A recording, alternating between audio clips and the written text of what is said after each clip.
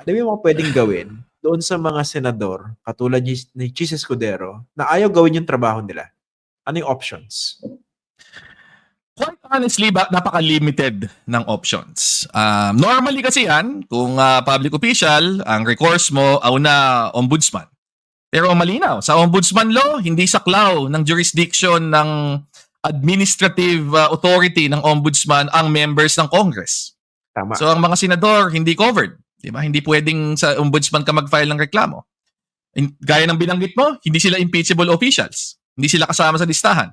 So hindi sila pwedeng file ng impeachment ng sa House of Representatives.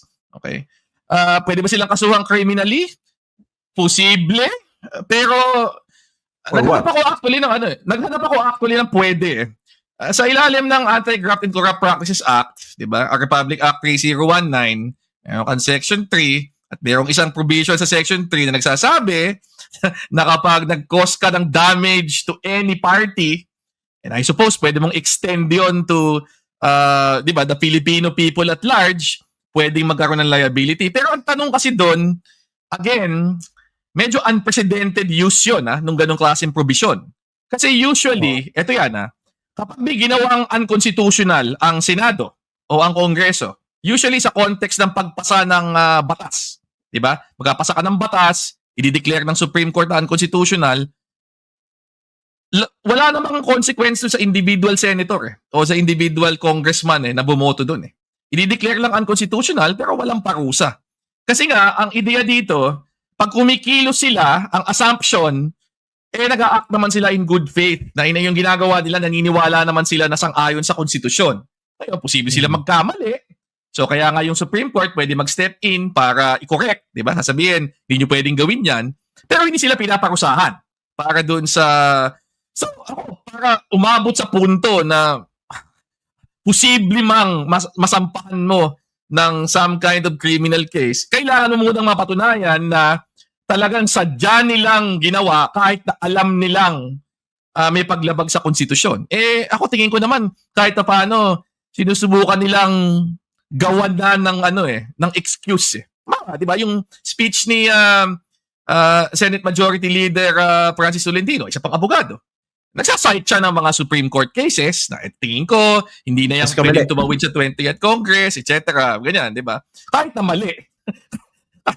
Diniscuss yan dun sa UP Law Faculty Statement na sinabi, mali ang sinasite mo ng mga kaso. Di ba? Hindi ganyan ang interpretasyon yan. Pero sa dulo kasi, mahirap mapatunayan na sinadya nila at alam nilang unconstitutional pero ginawa pa rin nila. Di ba?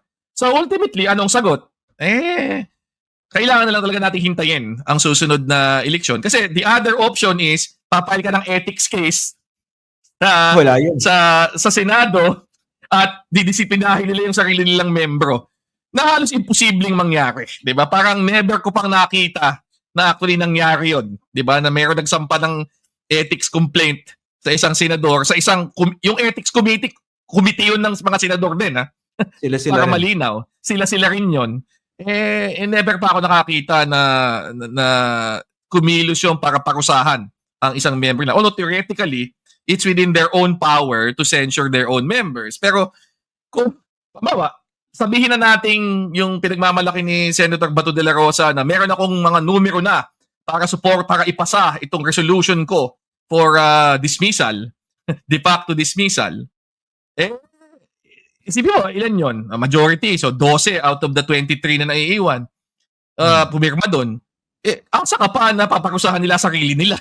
Diba? Correct. Kung, diba? Kung sila yung magpapasa doon. So, ako, siguro pinaka-remedy mo na lang dito, mag-file ka ng Supreme Court case, madideclare unconstitutional yung resolution, uutusan na mag-proceed yung impeachment trial, pero hanggang doon lang. Ibig sabihin, walang legal consequence, walang parusang direkta doon sa mga senador. So ako, kailangan na lang alalahanin sino ba yung mga bumotong yan at wag na nating ibota sa susunod na eleksyon.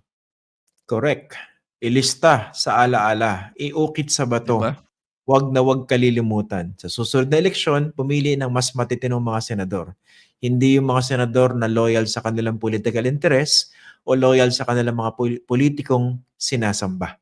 Hindi ko sinasabing si Bato de la Rosa yun, ha? Wala akong sinasabing si Bato de la Rosa yun. Lalo, ang dami ng botong kanya nakuha at isa po yan sa mga pinakamatalinong senador sa balat ng Pasay City ngayon. 'Di ba? Tsaka, ito kasi nakikita ng mga kababayan natin, yayari si Senator Bato, no? Hindi nyo ba alam may PhD yan? Oh. Talaga? May Naku! PhD siya? Ay, Saan? Saan galing? naku, Diyos ko. Paki-Google na lang, Attorney Barry. May PhD yan. Kaya huwag niyong ginaganyan yan, ha? Huwag niyong Okay, ginaganyan si sige. Senator Bato. Kayo talaga, ha? Ito, ano yung sasabihin ko? May mga nagpo-propose kasi na ipa-disbar si Chis Escudero. Ako personally, no? I think that would be a stretch kung ako yung tatanungin nyo, no? Kasi that might send a wrong signal din dahil marami mga abogado, mga politiko na performing their function as politicians, not as lawyers, no? Ako ay make a distinction. Pero I'd like to hear your thoughts, no? Sa akin kasi medyo malabo yung ruta na yon, no? Even if I do not agree tremendously doon sa ginagawa ni Chis Escudero. Pero what do you think of that option? Well, again, same problem eh. 'Di ba? Any person naman can file a disbarment complaint, 'di ba? Sa kahit sinong member ng bar. Pero again, tingin ko, ang magiging sagot lang naman niya dyan, yan yung aking interpretasyon eh, di ba? And unless talaga maipakita mo na talagang ang labo nung kanyang sinasabi, talagang sadya niyang ginawa itong hindi pagsunod sa konstitusyon at palusot na lang yon, ako, medyo mahirap yun. Medyo mahirap na maging katunayan lang yon yung hindi natin pagkasang-ayon sa kanyang ginagawa para siya ay tanggalin as a member of the bar. Pero opinion ko lang naman yun. So, kung mayroon nagbabalak, kung may nagbabalak, hindi gawin nila. Ang mangyayari lang naman dyan, aakyat sa IBP at magkakaroon ng hearing, ultimately, maaabot sa Supreme Court. Pero, ako, medyo medyo hindi ako masyadong naniniwala doon as a mechanism para mapanagot yung isang taong may ginagawang ganyan. At saka defensible yan on the part of Chis Escudero. Sabi mo, Attorney Barry, no? Pwedeng yun ang kanyang interpretation. However weird yung kanyang interpretation, yung kanyang interpretation. Hypothetically, naisip ko, hypothetical to, no? Hindi ko sinasabi nangyari to or mangyayari. Kunwari, isang public official, gumawa ng ganito interpretasyon o desisyon, kung meron ka ebidensya na nasuhulan pala, tumanggap ng milyong-milyon para protektahan yung isa pang opisyal ng gobyerno, yun ang basis mo for disbarment. Yun ang basis, tama. As one recourse, no? Kasi definitely may criminal aspect pa yan, di ba? Pero ito kasi parang medyo stretch sa akin eh. Ayun. Tama. Ayun. Okay. Pero yung isang factor dito, yung public pressure, do you think there's that likelihood na makikinig itong ating mga senador? Kasi I'm not sure whether you're feeling it, no? Ako kasi sa pakaramdam ko, parang nararamdaman ko yung galit na organic na parang naramdaman natin noong 2001 eh. I'm not exaggerating kasi pag may mga nakakausap ako sa labas, hindi lang social media, no? Galit eh. Kanina lang may kausap ako, sabi sa akin, ang taas ng blood pressure ko nanggigigil ako dyan kay Chis. Hindi ako nagsabi nun yung kausap ko. So ibig sabihin, ordinary Filipinos, pinapakinggan ito. Pating Grab driver na nasakyan ko recently, nababad trip na sa ginagawa ng Senado. So what do you think of this public pressure as a factor to force our senators to do their jobs? Ako, agree ako na malaking role ang ipe-play ng public pressure at nag-agree din ako sa iyo na matagal na ako hindi nakakakita ng ganitong level of outrage sa isang political issue na nangyayari sa Senado. Meron talagang sense na nagkakalokohan Yun Feeling ko yun yung ramdam ng marami.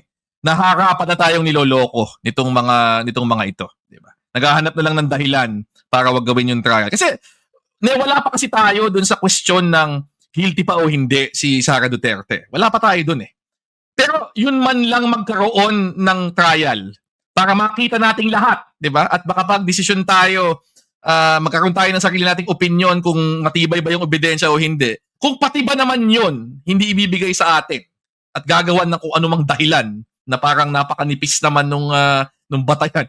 Ngayon ako nakakita talaga na wala na kasing oras eh. Pero naubos ang oras dahil kayo din eh. Diba? Correct. Kasi nagagawin mong dahilan. Parang pumetex ka ng 4 na buwan, pinuspone pa ng 9 days uli, tapos sasabihin mo, ay wala nang oras. Paano tayo umabot dito? Di ba kayo din na may kagagawan yan?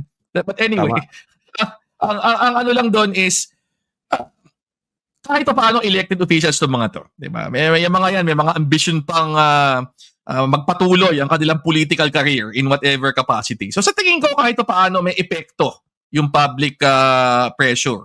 Maski dun sa mga tao na papaalis na sa Senado o yung mga kahahalal pa lang. Halimbawa, si Senator Tolentino, wala, talo eh. Di ba? Papaalis na eh. Pero tingin ko, baka naman kung may balak pa siyang bumalik sa susunod na eleksyon, ano naman yung malagay sa pwesto na parang sobra siyang kontrabida, di ba? Itatatak yung pangalan niya sa mga hindi dapat iboto dahil ginalit niya ang mga tao, di ba? Yun yung punto dito. So, ako kahit na ano pa yung kanilang political calculation coming to this point, pag nakita nila, at ito na, lumalabas na nga, na meron talagang galit na organic, na talagang lumalaki in response dun sa nagiging desisyon, tingin ko magiging konsiderasyon yon para sa maraming senador kung ano ang aksyon na gagawin nila dito. Pero